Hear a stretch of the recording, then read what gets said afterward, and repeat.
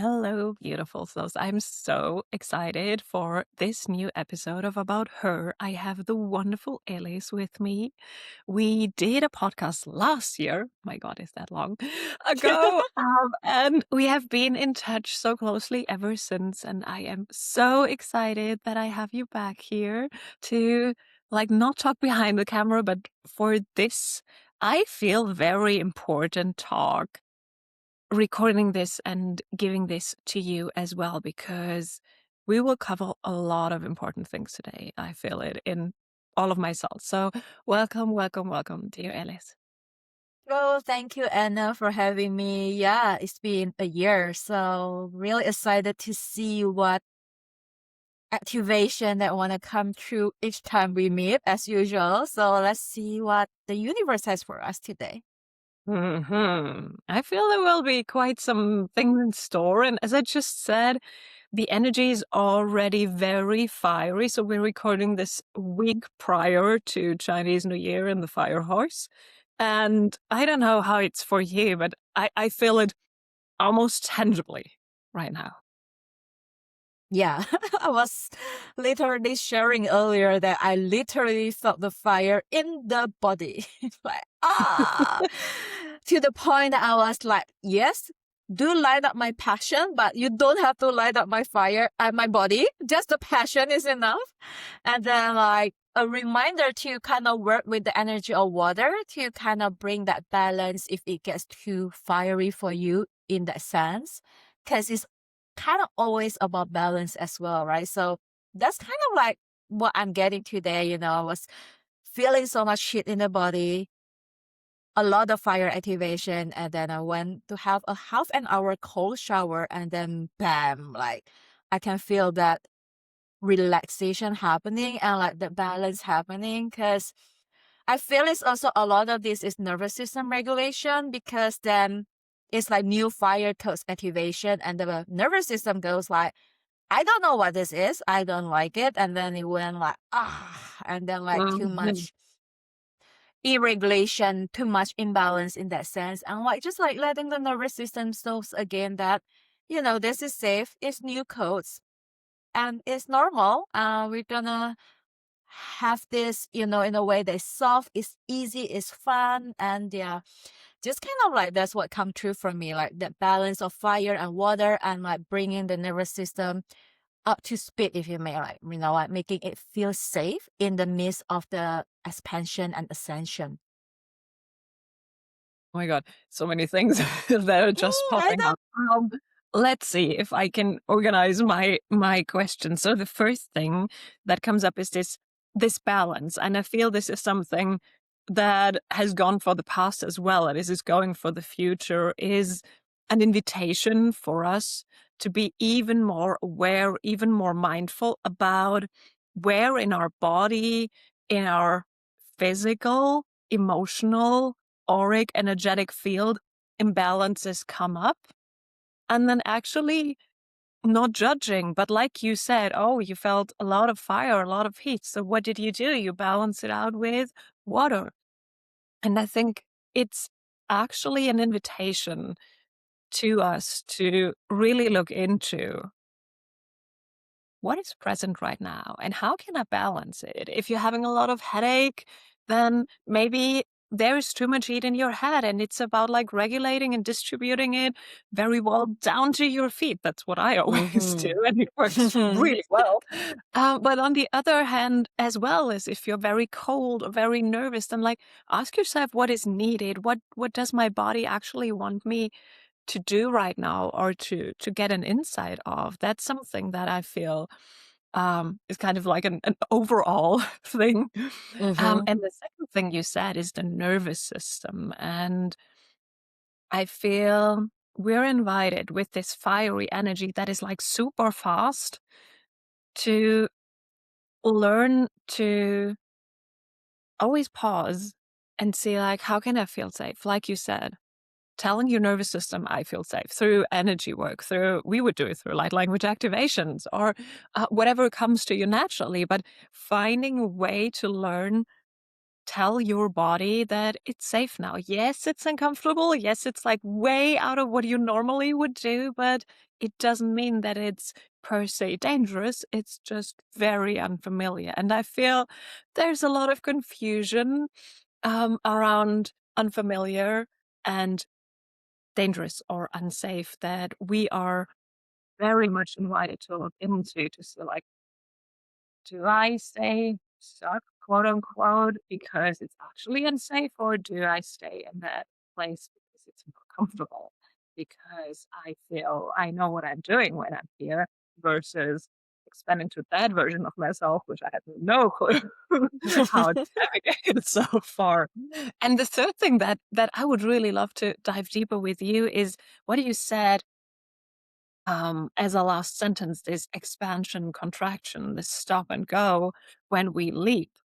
Because most content that I've ever seen in the last however many years on social media about manifestation and quantum leaping is like, you make that jump and then everything's fine.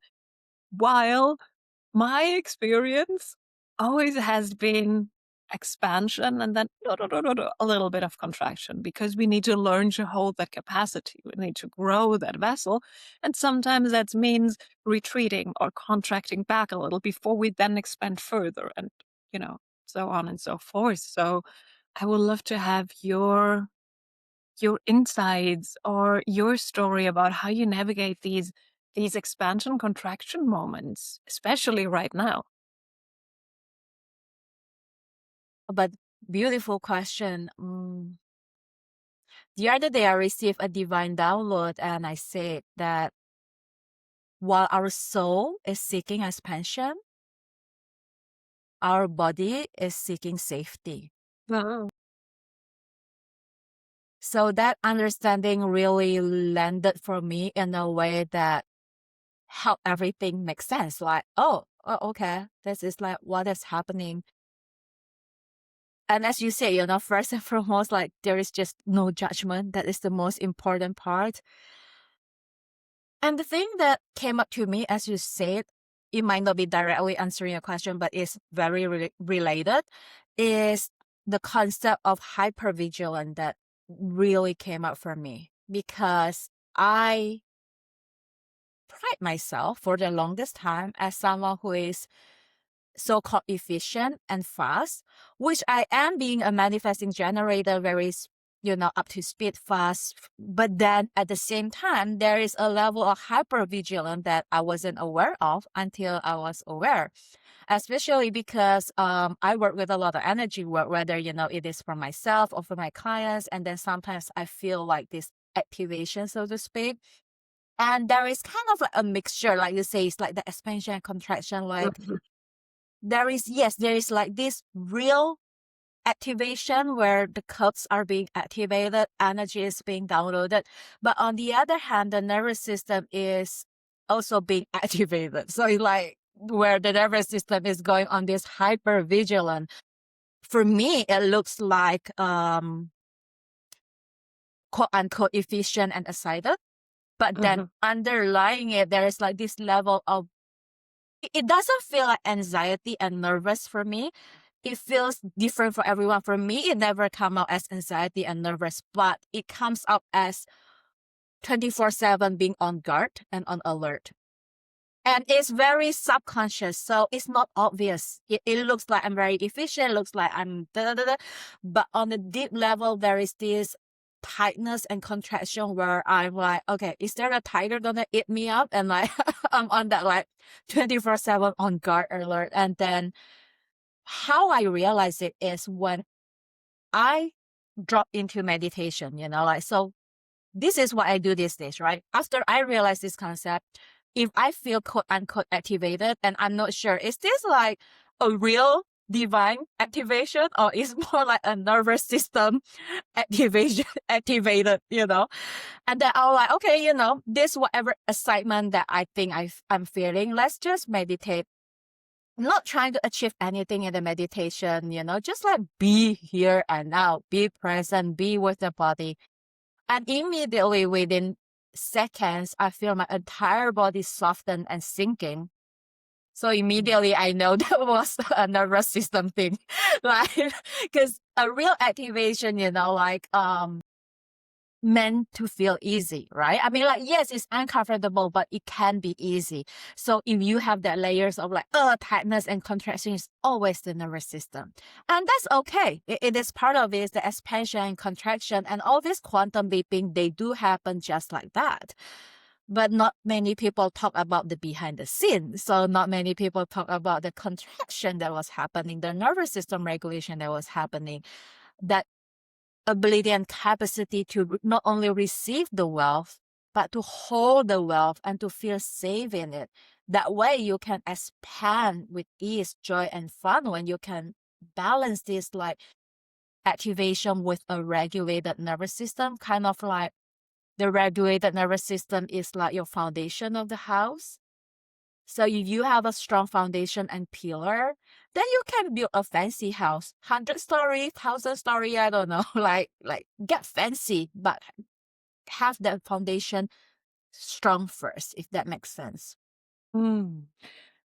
I love that picture of the nervous system as the foundation of the house. I think this is really gold to get the importance, but also realize why things haven't worked out so far. And I know so many people, I'm betting you do too, who have done all the work and it didn't work out. And for me, the key is always where you're exactly, we're leading right now.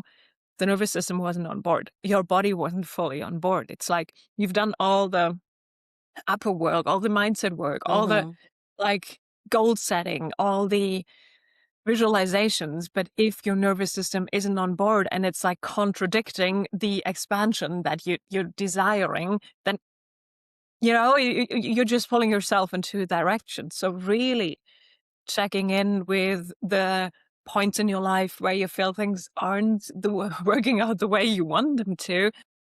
I would almost bet you realize it's your nervous system trying to keep you safe by pulling the brakes.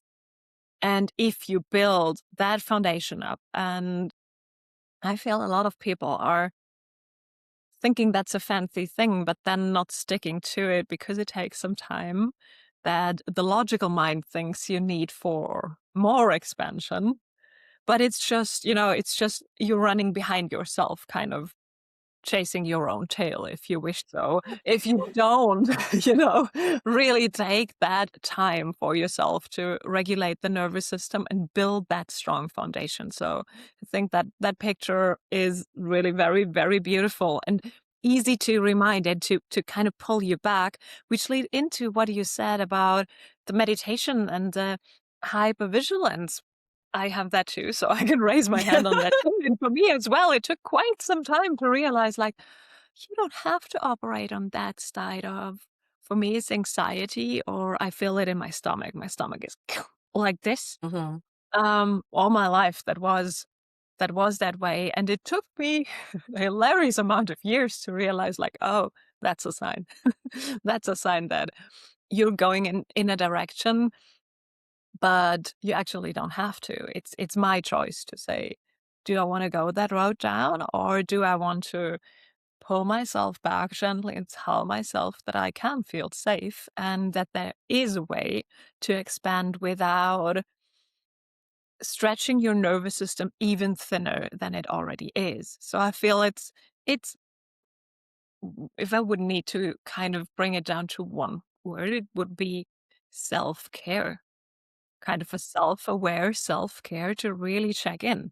The way you said with the meditation that you do, where you can like really easy distinguish between like, has this been an activation or is this kind of a nervous system thing? And you realize it, and therefore you can learn to distinguish better. So I feel it's a wonderful way to do a meditation that has not a classical outcome or a classical agenda, if you will, other than checking in with yourself. I love that very, very much. And in this world where we're like always trying to achieve something, do something, check something off our list, to really go, courageous and bold and say, like, I'm doing my meditation just to check in with myself, and that's the most important thing I can ever do for myself today. You know, that's a real statement of prioritizing your well-being. Yes, it's about coming back to the body, right? Because when we are on this spiritual awakening journey, sometimes we get caught up with the idea of ascension, right? So like the ego is like, oh, I want to ascend, ascend, ascend. So I just want to go up, up, up, up, up, up. But then like, you chose a human body for a reason. And you are actually really lucky to have a human body. You could have been born into something else, not like it's bad, but then you get to experience this Yeah. human body, and that is a blessing in itself. You chose it, you wanted it, and you had it. So that alone is something to be grateful for. And so don't forget why you chose this vessel. And so it's not just about up, up, up, up, but also like down, down, down, down, down, right? Like returning to the body. That's why you can use a lot of method, whether it's like meditation or like journaling or just coming back to your breath, the easiest. And like you can do it even without anybody noticing what you're doing, and coming to the back to the breath, letting go, coming back to the breath. And I personally love to just touch my body randomly, depending on the context, of course. You don't want to be touching at weird places at weird timing, but even like, like touching your face like this, cupping, all this, like just returning to your body. Because I was sharing this in my live stream the other day on YouTube. I was saying like, if you do havening, right? Like if you just Mhm. put your hands I like love it. this, right? A few times, you are training your nervous system and teaching your Mhm. nervous system you are safe, and your nervous system learned that, and there's a new neural pathway in your brain that is being built to constantly rewire to make safety your default, not fight and flight, right? But safety as your default. Because if you can sit down and do this, I promise you there is no tiger chasing after you. Because if there is a tiger chasing after you, you'll be running and screaming your head off, and you will not be doing this, right? The fact that you can sit here and touch your body and like do havening for even 5 seconds, it already means you are safe. Then the next question is, now that we are no longer being chased by tigers, so to speak, because we are no longer living in the wild, but then what are you being chased? Are you being chased by the vanity metrics? Like, oh my God, is nobody signing up? Is no clients showing up? Is why nobody is liking my post? Why nobody is commenting on my post?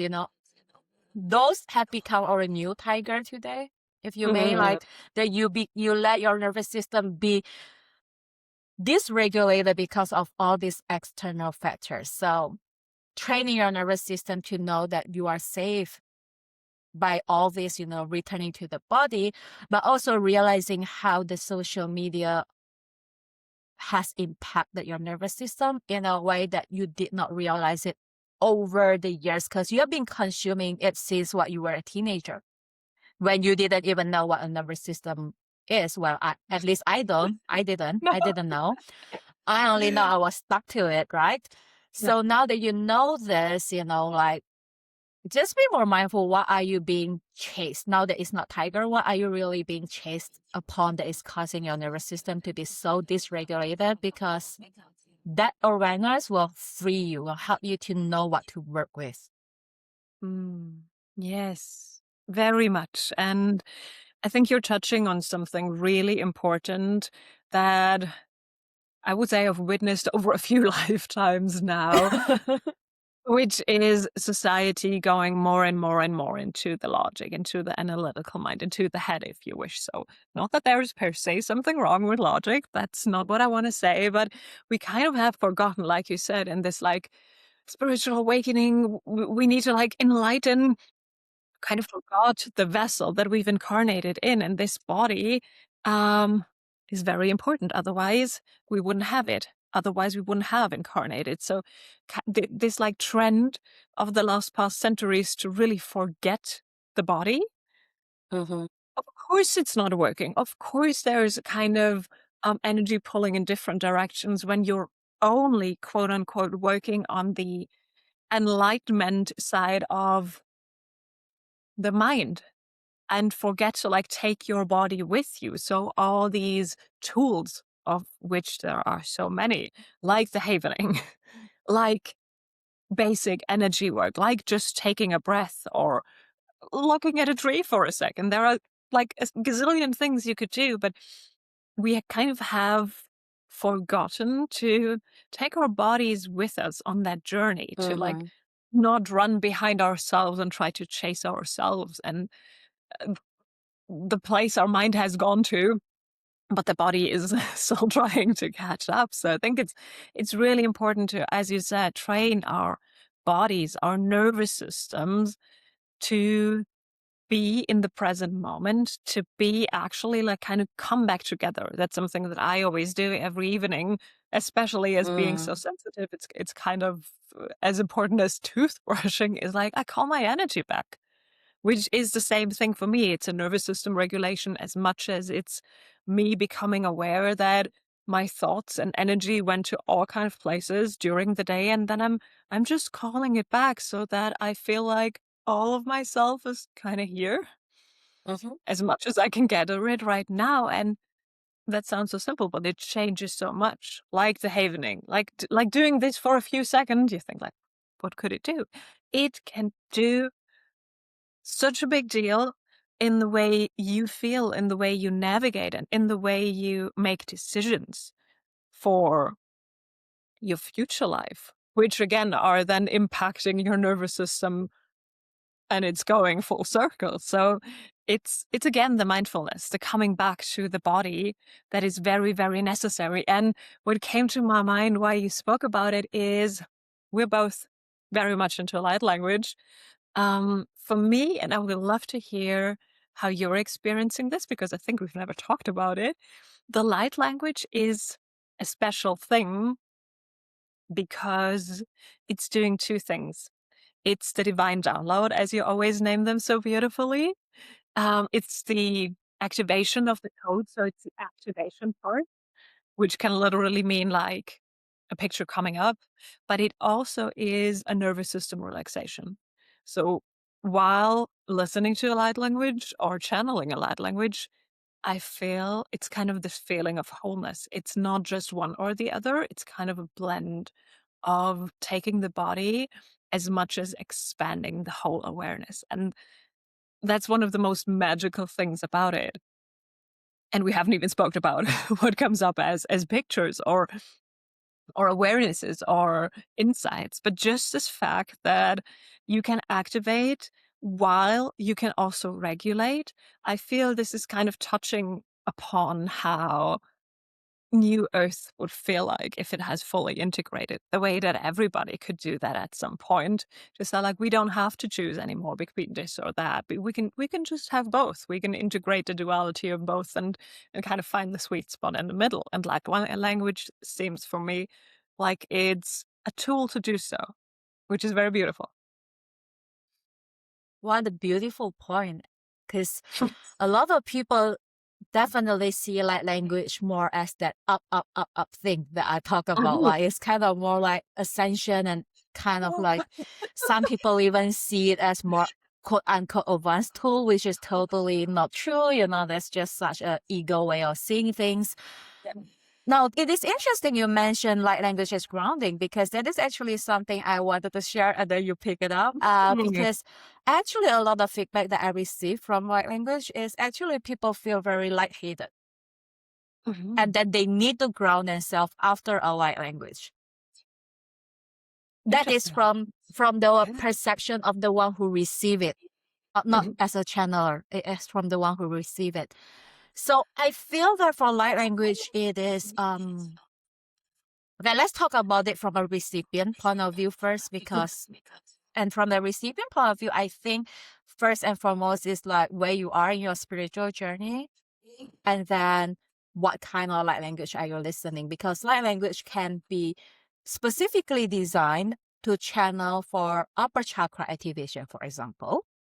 So naturally, that wouldn't feel as grounding per se, because then it is designed for that. It's meant to do DNA activation. It's meant to actually doing like 12 chakra activation, stuff like that.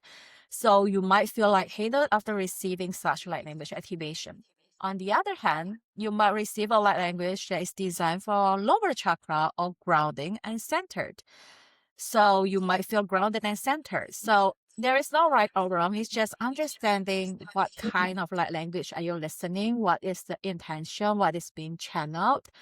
Not everyone will give a title to their light language. It can be like a random download, and that's okay. You don't need a name, but just learn to feel into different frequency and different energies. And most importantly, again, it comes back to nervous system regulation. That's why I say it depends on where you are in your journey. Meaning, if you are having a regulated nervous system, you have been on the journey for a relatively long time, you are sensitive enough to know how to hold space for yourself, then no matter how lightheaded you get, you're lightheaded. So you know how you can bring yourself back after that.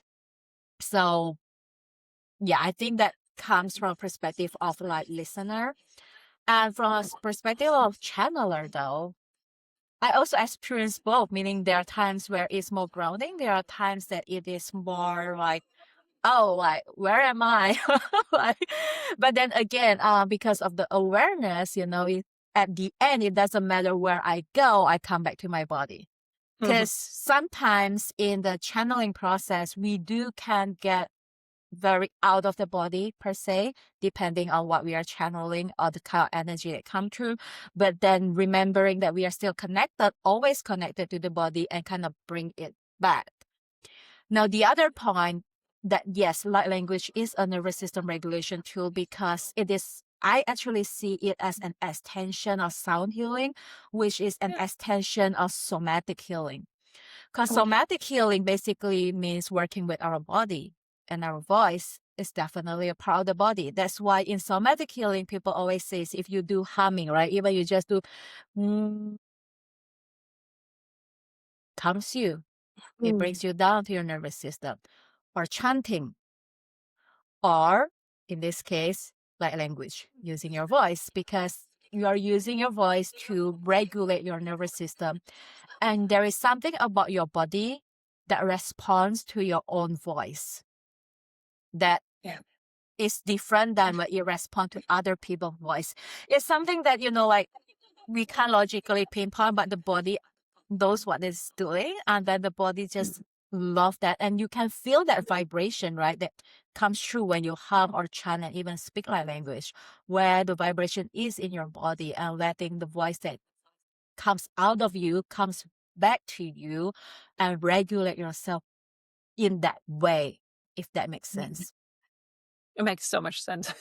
It actually is such a beautiful explanation, kind of from the outside, for something that I'm doing since years, which is vocal journaling, to kind of process my day. And the reason I do it vocally is exactly what you've just described, because I feel there is something magical to it.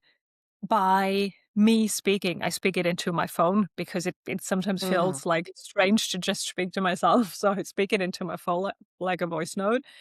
And the fact that I'm processing, just brain dumping out whatever wants to come out, but at the same time hear what I'm saying and taking that time for myself, there are so many things clicking into place, so many things that I'm able to release by just doing that without no further action or intention to do something with that. Most times I delete it. So I think it's very interesting that you're touching on this, because it's something big and life-changing that I've found a few years for myself. And it's the same thing with light language too. I very much agree with the very beautiful line you've drawn from somatic healing to sound healing to light language, which is the way that I see it as well. And the mere fact that we're able to do something with our voice, with our body, that also heals ourselves and others, I think that's That's like so magical in it on its own, you know? The humming or the light language. I feel we're touching on a magical talent that we all hold. And as you so beautifully said, depending on where you are on that journey, when you receive a light language, it could feel like this or that. And I also believe that it depends on the person that is channeling. Like if we go into human design, you're a manifesting generator, I'm a generator. Um, I have sacral authority. For me, everything's kind of like the lower chakras, the grounding is always very necessary for me to like invite in. And so my light language, I typically, without consciously doing it, I typically include all chakras and kind of end around the belly, around the sacral chakra, which I tie to my human design and the way I'm just built. And therefore, it has a grounding aspect always. And yes, I agree. There are moments, depending on who you channel for, where you go more into the upper chakras or you you focus on a specific topic or a specific insight. But overall, I feel it has been more of a grounding experience, maybe because that's something that I am designed to do. Mm-hmm. While that must not be the case for everyone. So depending on your human design, for example, you could naturally focus on something else, on another chakra or on another insight, on another part of integration. And I think it's very beautiful to have this uniqueness of the channeler and then of the journey of the recipient as well, where it's always different. And that's like just, it makes it so unique to say, like, we are actually spending time and energy together to co-create something that we can. It makes it really magical, yeah, to gift ourselves the time, whether you're a recipient or channeler, it doesn't matter. But you like kind of both gift yourself this moment of something that is not to be repeated.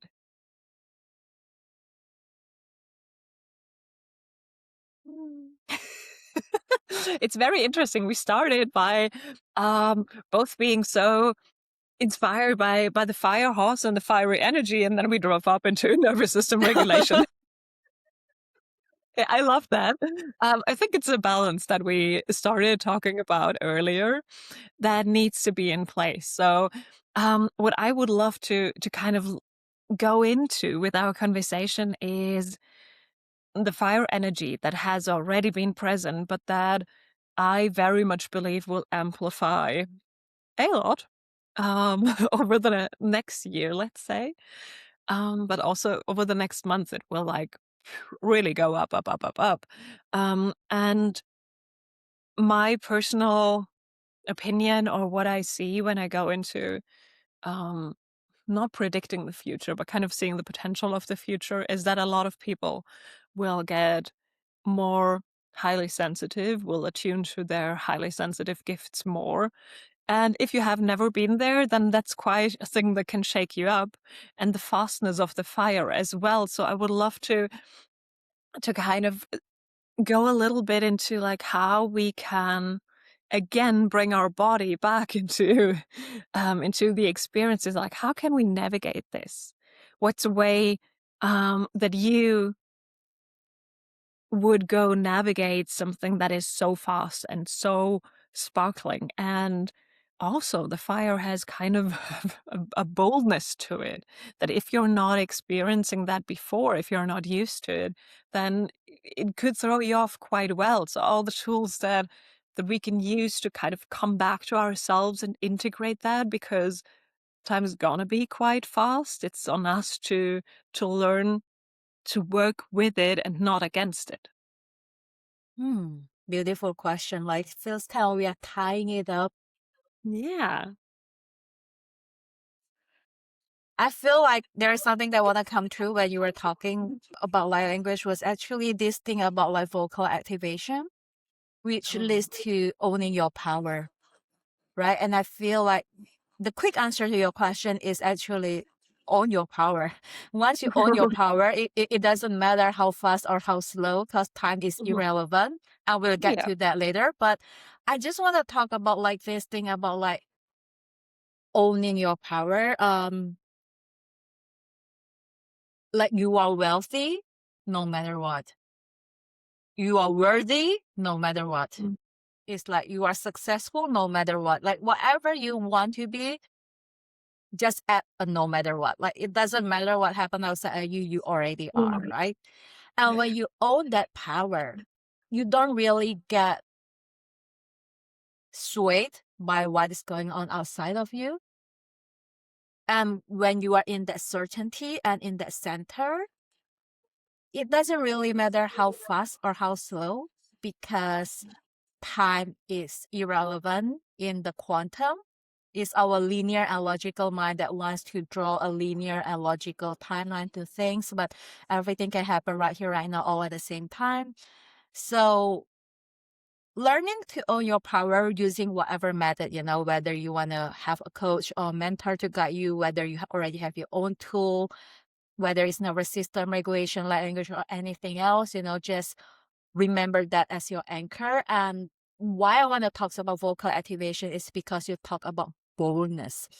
And boldness definitely requires us to use our voice. And whether it is speaking, writing, singing, channeling light language, or something else, but like that vocal activation, like for me personally, the journey of vocal activation, a lot of it revolved around light language, but prior to light language, I actually did a lot of chanting and humming, which is why just now I was explaining it in that way, because that's my experience. It doesn't have to be yours. Yours could be the other way around, right? It could be light language and then chanting and humming. But what I personally experienced when I work with people who are learning how to activate light language, which are clients I work with, a lot of them at the very beginning, depending on where they are in their journey, they literally had challenge even just to hum.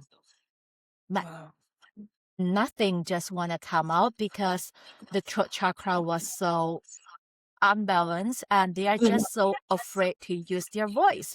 So it's like, you know, like how some people talk like, and you're like, huh? Can you say it again? I cannot hear you. It was kind of like that, like, because they're just so afraid to use their voice, and like, even humming feels difficult, and like vocal toning feels difficult. So this is like a great way for you to kind of like regulate your nervous system and also activate your voice and power, kind of killing two birds with one stone. Maybe incorporate more of like humming and chanting and like language if you feel called to. You don't have to do all of it. I'm just giving names.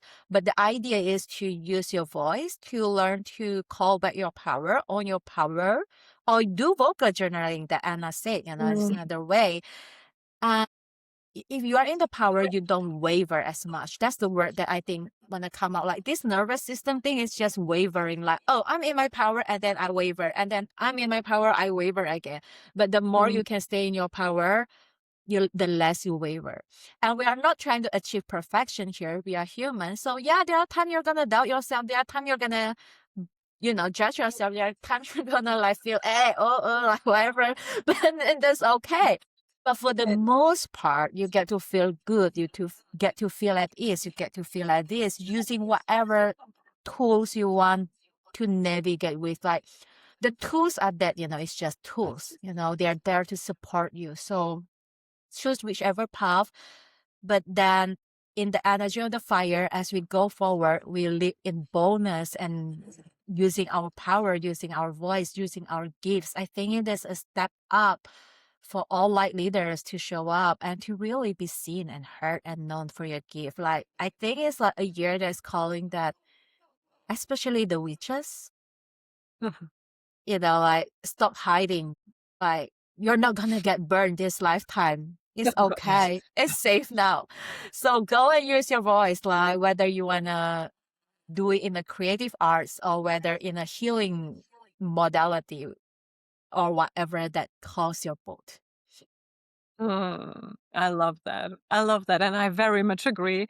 And I want to share a story. You said it's a year of the witches coming through and like actually realizing that this time you can speak up because it's not that dangerous anymore. You won't get burned right away.